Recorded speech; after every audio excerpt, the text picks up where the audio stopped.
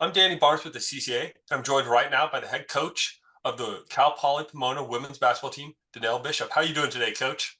Doing great, doing awesome. Well, thank you very much for joining us today. We're kind of at the unofficial halfway point of the season. Cal Poly Pomona goes into the break, went into the break at 6-3, and 2-2 in the CCAA. Coach, would you just tell us a little summary, maybe on that first half of the year and how the season's gone for the Broncos so far? Yeah, we're still trying to figure each other out. We've got 9 new players. We have 2 seniors that really, they're really not even true seniors. They're just have some other opportunities, so they're not going to be using their COVID year.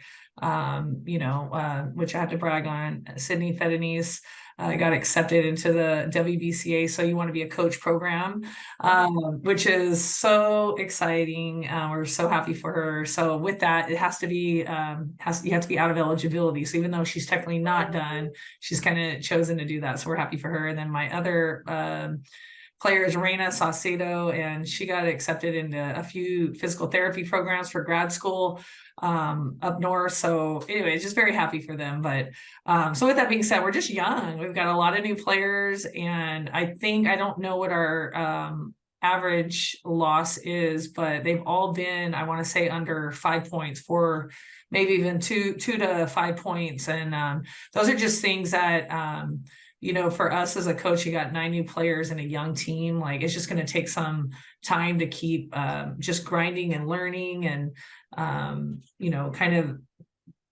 basically just kind of buying into what we're trying to do. So I'm excited with the growth we've already made, and excited just to go into the second part of season. But also know it's going to be really difficult. As you know, there's not like anybody in the conference that you can overlook. You can't. Everybody's going to bring their best every single night. So we're excited for the challenge, and I really love the group of players. It's I think the hardest working team I've had since I've been at Cal Poly, which I think really says a lot. And I know we don't always do these interviews, but if you've listened to me talk, I don't say that all the time. Not that we haven't had hardworking teams. I'm saying as a whole, this is the hardest working team we've had. And so I think when you have a group that genuinely goes in every single day and works hard, like, they're going to get better.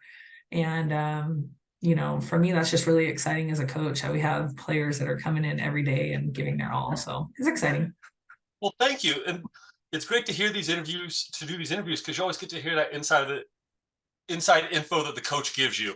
I can always look at the numbers and see those things, but to hear from the coach always makes it a little bit more interesting, get a little more backup. So when I looked at the numbers, I know you say those things, but you talk about your team being a hardworking team. These were the numbers that stood out to me that just kind of shocked me on this one. You guys are right now second in the conference in rebounding and defense, and you guys are first in scoring margin and offense. I know you don't want to hear all those ones, as well as steals, but that means to me, though, you guys are working hard on both sides of the ball and not really taking off one side or the other. It just goes along with what you're saying about hard work.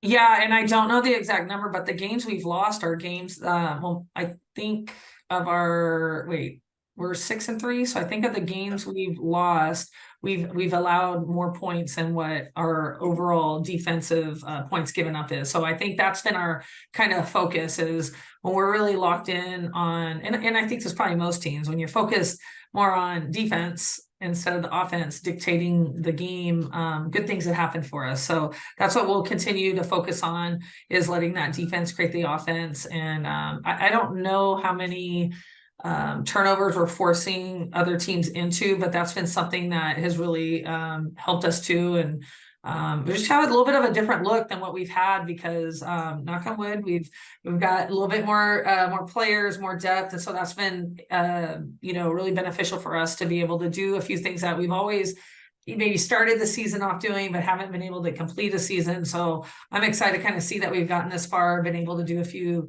different things defensively, and we'll just keep getting better. So I hopefully we can continue that, letting our defense create our offense. And I think if we do, it always gives us a good chance, at least gives us a good chance, and keeps us in the game. Absolutely. And on that note, for the turnover margin, you guys are +4 on the turnovers per game. So at least that's, don't know the exact number, but the +4 is a key. There we go. So the other one I thought was very interesting, and you guys are doing let me change that up a little bit. Obviously, the non-conference part of the schedule is so important because those are the games. Conference is huge, gives you a chance for automatic bid possibly, but those ones come back around for a chance for kind of those at-large bids and other stuff in the regionals so much. You guys went 3-1 against the Pac West this year. Could you just tell me maybe some of those ones, the opportunity to play the Pac West? And let's be honest, those wins help the whole conference out, not just Cal Poly Pomona either. Yeah, absolutely. And I think last year was kind of flipped. The CCAA like tore it up opening weekend last year. And then this year, I think you see a lot more parity, especially with the Pac West. I think they've got a lot more I don't know, depth's the right word, but a lot more teams that you know, came in and kind of surprised some of our CCA teams. So I think that first night CCA didn't do too well. But the second night we did better, and that following weekend we did better. So I was excited about it. We opened up our one loss in the Pac West game was against Azusa Pacific, who obviously traditionally is a really strong team. Their experience, they returned everybody. At that point, everybody was healthy, but they had already played 3 games a week before against our kind of new team. So I think we lost by 5, and we had opportunities to win. And those were just, I don't know. I actually saw a lot of really good things out of our team with that loss that actually helped us moving forward. And we came back and played Point Loma that second night. And it was, I mean, it was less than 24 hours and kind of really turned it around. And that was a really big win for us. So, as a coach, it's one of those things you got to kind of know your team. And I did talk to my team a little bit about, that whole concept of NCAA regional tournament and things like that and how important those games are, but also tried not to put, because we've got so many new players, also just didn't want to, with 5 freshmen, didn't want to, kind of scare them at all either. So it's one of those things you got to kind of know your team. And as I'm still trying to figure them out early. So we did talk about it a little bit and the importance of it, but we didn't harp on it. We really tried to harp on what we do and really focus on what we do. That's good. So with the 9 new players that have come in, you've had a chance to bond together. We've talked about you guys now being 9 games into the season. What has been something that surprised you about your team that you maybe didn't expect in October that has now shown up for your team in December? I think just a couple things, I think their just cohesiveness on the court really surprised me. Just having new players, sometimes that many new players. And if you go to look at our I think it's been fairly consistent in our starting lineup. It's pretty much, you got Kalea Bugs and Bree Ha that started a lot of games last year. But other than that, you've got 3 other players in that lineup, that are all new. And one of them is a freshman and potentially could be freshman of the year with Sydney Nelson. If you go and look at her numbers and her stats. First, she's really surprised me, and she's been a huge key to our program so far. And when I say by surprise is, I just think coming as a freshman into a conference is always difficult. And I don't know if I should share this or not, but the first day, she came in late, which we don't do late. So I showed up practice late, something else happened, and she was struggling. I was like, hey, I don't know if you're going to make it, but we don't do this here. Had a nice little heart to heart. And I'm telling you, since that day, which was, I forget whatever day it was, end of August, 1st of September. I mean, she has just been killing it. She's killing it in the classroom, killing in the basketball court. And I think that's what honestly is like a secret weapon for us, is a lot of people aren't really fully aware of her yet. And she's been a key component of that. So as we kind of go back to, just your question, what I'm excited to see as they continue to grow into the second half is, continue with that camaraderie, continue with that defense.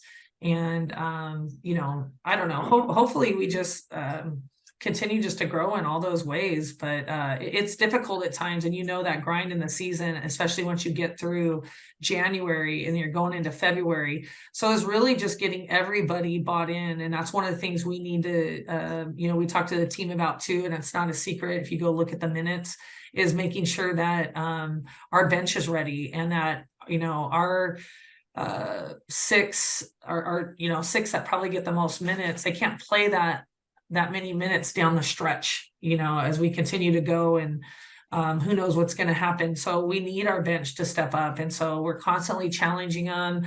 every day in practice. And I think, from that, I'm on them and challenge them. And I think we had another freshman, my Drea Moore, that really just she's just improved so much from the beginning of the year. And she had a breakout game against Westmont right before the break. I think she had 10 and 7, which was awesome. But more importantly was just the defense that she provided during that span. So it's really good to just kind of see people continue to step up, continue to challenge, and they're super coachable. And for me, it just makes it really fun. Awesome. Thank you, Coach. Well, I'm hoping I have 5 fun questions for you here at the end that'll help you close out. You've already named some of these ones, but I'm going to make you put an actual true answer to some of these ones. So here we go. And just to fans, she has not heard these ones before, so I'm putting her on the spot. But Coach, who is your best one-on-one perimeter defender? Kalea Bugs. Okay. Who is your best rebounder? Sydney Nelson. I'm going to ask you this question. I know the answer ahead of time. Would you rather score 90 or hold a team below 50? Hold a team below 50 all day. What is your favorite practice drill? My players will probably tell you our 1 series and our lighted up drill. Okay. That's what they'd say. Is that what your answer would be? Yes. Okay. Where is the hardest road? If you're going on the road, where's the hardest place to play in the CCAA? I think Chico's very difficult to play at. Well, now you're off the hot seat, Coach. I appreciate it very much. We just had to get a little insight as we can only get from the coaches. So thank you for your time. And just thanks for letting us share a little information about the Broncos, and good luck the second half of the season as you're fully into conference play. Thanks, Danny. And thanks for doing this and spotlighting all the programs. We appreciate it. Absolutely. It's a very fun time. So I'll talk to you later, Coach, and hopefully see you in San Bernardino in early March. Sounds good.